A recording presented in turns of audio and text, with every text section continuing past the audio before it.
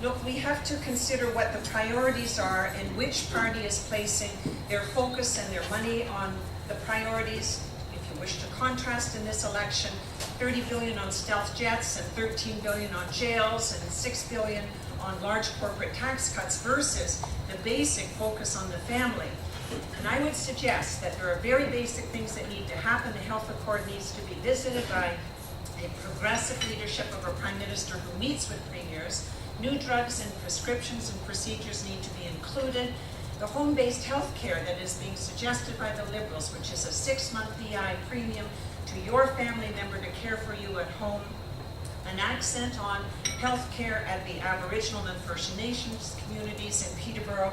And finally, a Prime Minister who is committed to the universality and the public funding of our healthcare system, which is currently underfunded. The support for large corporate tax rates is an all-party commitment, and the Liberal Party will stand behind it, but it's a matter of timing. Is now the correct time to give an additional large corporate tax cut to the 100,000 largest corporations in our country, or to focus here in Peterborough riding on helping small firms? The largest growing sector in our economy are home-based and small and medium-sized businesses. There's a lot of business executives and business people in this room. I won't lecture you on the advantage of reducing taxes and how that benefits in job creation. But certainly, if you look at the endorsements that our last budget received, the Canadian Federation of Independent Business, representing hundreds of thousands of small businesses across this country, the Canadian Manufacturers and Exporters, Canadian Council of Chief Executives, the Canadian Institute of Chartered Accountants, all endorse the budget. And I had a great conversation with Pascal McCloskey just a week ago, who indicated that our tax reductions have reduced his cost per machine by $3,000 per machine, which is allowing him to export those machines around the world from Peterborough. He has an operation in Northern Ireland as well, but we have a tax advantage that we've created in Canada. 30 years of tax breaks to major corporations has not promised the jobs that they assured us. But we didn't read the fine print. Instead of family-sustaining jobs with benefits, we got part-time jobs with no benefits, and now they're even after our pensions. The government's own finance department says that reducing taxes is one of the worst way to create jobs. For every dollar you reduce taxes, it gives about 20 cents of economic activity. For every dollar that you spend on infrastructure, we're helping those in poverty, it actually stimulates the economy to the tune of about $1.40. So we know that for small businesses, putting more money in more people's hands is going to be a huge boost to the local economies. We know that works. You give tax breaks to these major corporations and the wealthiest of Canadians, and they renege on their citizenship and will continue to do so. Well, thank you very much. I just indicate that I've taken a lot of economics courses that just argue that for a long time Canada was on the inverse side of the tax curve. If you look at the Laffer curve, for example, which demonstrates your optimal tax rate, you can see that you can, in fact, put taxes to a rate where it actually both provides for lower overall government revenues and lower overall employment. That's where I would argue Canada is good. Betsy, you have 30 seconds. Canada's large corporate tax rates are among the most competitive in the industrialized world. We are 28% more competitive than the United States. Is it necessary to overcompensate at this point when we have been pushed into a $54 billion deficit and $200 billion debt? Just speak about the timing of this and focus back on the riding that we are responsible as your future member of parliament to focus on the small and medium-sized businesses, keeping large corporations competitive as they are now, and phasing in that increase tax reduction when the time is appropriate. It's a matter of timing, not a matter of commitment. The tax cuts by this government and previous governments. If tax cuts were going to create all those jobs, my question is, where are they? I don't see them. I think it's important to keep in mind that Canada has a dollar that's above par right now. When we had a corporate tax rate of, say, 30% in this country, our dollar was at 60 cents. So the straight line evaluation from 30% to a 60-cent dollar to 18%, which is where another party would put it to, and a dollar at par is actually a tax increase on business. The fact that our dollar is above par is not a good thing for Ontario, especially. It's what has gutted our manufacturing sector. It's good for folks out west who are pumping oil into the States, but again, not good for Canadians here living in Ontario. Well, let's come back to our local riding. We have had in the last 6 years a 36% increase in unemployment. We are 2% above the national average here in Peterborough Riding, and we are 1.2% above the unemployment rate provincially. Very much. Of course, the local unemployment rate has dropped more than a point from this time last year. And we have added some quality jobs, especially in manufacturing, with more than 250 manufacturing jobs added just since January. Clearly, we're headed in the right direction. We're building the infrastructure that supports investment, and investors are following suit. Thank you. Betsy, 30 seconds. It doesn't matter how many times you repeat things that are not accurate. I brought with me the Statistics Canada facts on the unemployment in Peterborough Riding. It has grown by 36% in the last 6 years. We are 2% higher than Canada's national average and 1.2% higher than the provincial. And I will just table the Statistic Canada with my colleague because it's important we're accurate and that we understand what we're facing here locally so we provide the kind of leadership that is required. Look, we all share the common objective that we have secure communities, that Canada plays an effective leadership role internationally. But I would think in the following 3 ways. The first D is defense, and are we providing significant and meaningful support to our military for a defense or military role? Second, diplomacy. Do you remember those days when Canada was regarded as a significant player? Lester B. Pearson with the Nobel Peace Prize. We've lost that ground entirely. Let's bring back the second D of diplomacy. And the third is international development.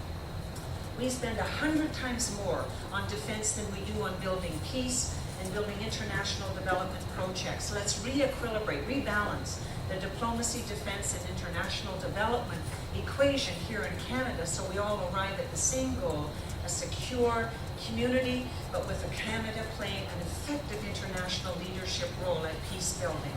That's where we should have our leadership. The important thing that we do as a nation is provide the equipment that our men and women in uniform require. My record will not be to rustle the Army, will not be to sink the Navy, and it won't be to ground the Air Force. We're going to provide them the equipment that they need. We're going to build new ships in Canada. We're going to buy new jets for our Air Force because we need them. And we'll see all kinds of spin-off benefits to the Canadian aerospace sector, which is the 4th largest aerospace sector in the world. And lastly, we're going to continue to provide the equipment that our Army needs. You know, in 2001, when we sent our troops to Afghanistan, we sent them in camouflage greens without even enough bulletproof vests for them. Shame on us. We're a nation that can well afford to properly equip our troops. The last All Candidates meeting, Mr. Del Mastro said, if I'm going to send troops overseas, I'm going to make sure they're properly equipped. My question would be, should we be sending our troops over on anything other than peacekeeping missions? The more we are associated with the United States and their defense of oil for their ever-growing needs, we are going to have more problems domestically. But if you are going to send those troops over, don't do to Pat Strogren, the ombudsperson for the military, when he stands up for our troops, fire him. That is unacceptable. If you're going to stand behind the troops, you stand behind them and protect them when they come home. Of course, the public servants at D&D at a cost of F-35, $16.2 billion over 20 years. No cost incurred by the government until 2016 and then carrying it for the next 20 years. Can we afford that? Yes, we can. Can we afford not to have fighter aircraft? I would argue with Canada's land mass and its coastlines, no, we cannot. We must have this equipment. Just to give a quick comment to that too is when we're talking about defense, it's to suggest we have enemies. There was a time when I don't think we really did have enemies and we were out there acting as peacekeepers. And I'm just wondering what has changed in the global environment where we feel that we need to prop up our defenses. Well, 9/11 happened, Mike. I think it changed everything. I think that, frankly, we have to be in a position where we can protect our citizens. And sometimes by protecting your citizens, it means that you are out in advance in front of potential attacks that can occur to your country. And I think it's very simple. We provide our men and women with the equipment that they need. And as a country, we're able to stand up with those that need us. I'd just like to comment on Dean's comment, which was about 9/11. Gives you a little latchkey there, Dean. There has been, as we all know now, no evidence that Iraq was involved whatsoever. The Americans went in and began their invasion of Iraq. Then we went to Afghanistan to oust the Taliban, which of course was propped up and given power by the Americans in the first place to fight the Russians with the Mujahideen. So in all cases, and I'd also like to suggest that 9/11 did not happen on Canadian soil, and if the Americans have received some blowback from their intervention into the Middle East oil, then perhaps that's something that needs to be addressed in our own policies, that we do not take part in the destabilization of other economies. 28 Canadians lost their lives on September 11th, 2001. Hand The here! Americans I are- suggest Dean Del Mastro stand up so we can hear him. We can hear everybody else.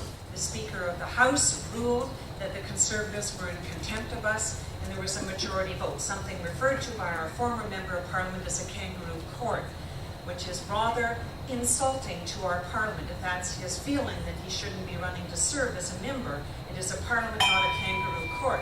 It is a vote of contempt by a majority of our parliamentarians that has brought us to this election.